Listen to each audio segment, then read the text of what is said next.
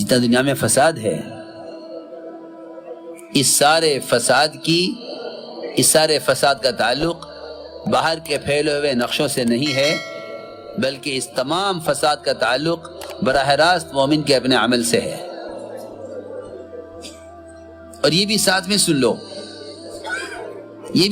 لو کہ دنیا میں جتنے بھی تغیرات ہیں، فساد کی شکل میں، بارشوں کے رکنے میں، زلزلوں کے آنے میں، مقدمات کے بڑھنے میں، تجارتوں میں نقصان کے جتنے بھی حالات عالم میں ہیں، ان سب کا تعلق صرف اور صرف مسلمان سے ہے، اغیار سے ان تغیرات کا کوئی تعلق نہیں ہے۔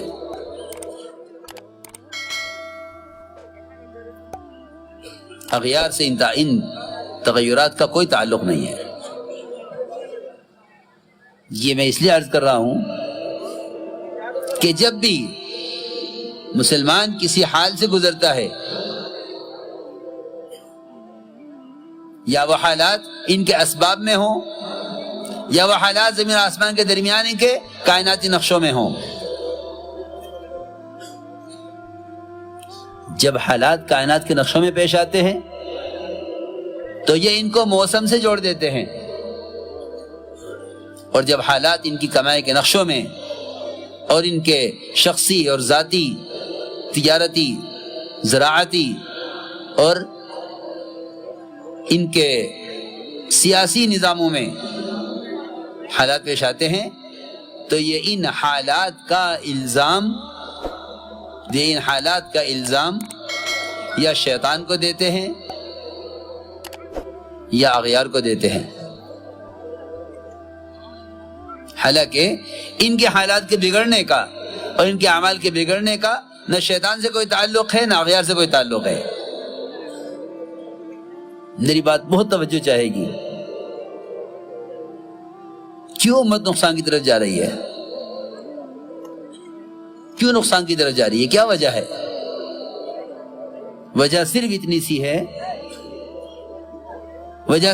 سی ہے کہ اجتماعی طور پر مسلمان اپنے تمام حالات کو یا اسباب سے جڑے ہوئے ہیں یا اغیار سے جڑے ہوئے ہیں۔ انہوں نے یہ کیا ہے، انہوں نے یہ کیا ہے، مسلمان اس لیے پریشان ہے۔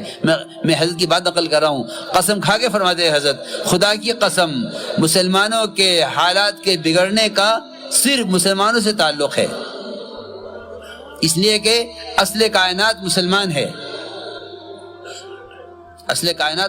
ہے۔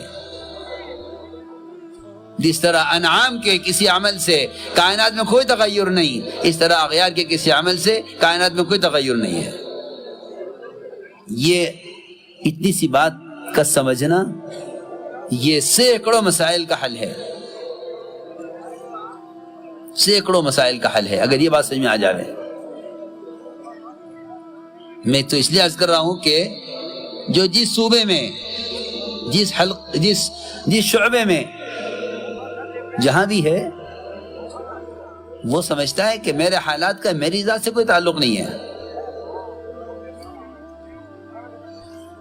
حالانکہ سمندر کی مچھلیاں تک مسلمان کے گناہ سے متاثر ہوتی ہیں، سمندر کی مچھلیاں تک مسلمان کے گناہ سے متاثر ہوتی ہیں، کیونکہ جب اس کے طلب علم کے لیے قدم اٹھانے پر ساری مخلوق اس کے لیے دعا میں مشغول ہو جاتی ہے، جب اس کے نیک عمل کا یہ تاثر ساری مخلوق پر ہے، تو اس کے برے عمل کا تاثر ساری مخلوق پر کیوں نہیں ہوگا؟ ساری مخلوق پناہ چاہتی ہے مسلمان کے برے عمل سے، ساری مخلوق پناہ چاہتی ہے۔ کیوں؟ اور یہ اتنا نادان کہ اس کے پڑوس سے لے کر اس کے ملک تک اور عالم بھر تک جہاں جو حال پیش آتا ہے، یہ اس حال کو یا اسباب سے جوڑ دیتے ہیں یا اغیار سے جوڑ دیتے ہیں۔ انہوں نے کیا ہے۔ نہیں، ایسا نہیں ہے، بلکہ اللہ نے قرآن میں صاف فرما دیا کہ سارا فساد تیری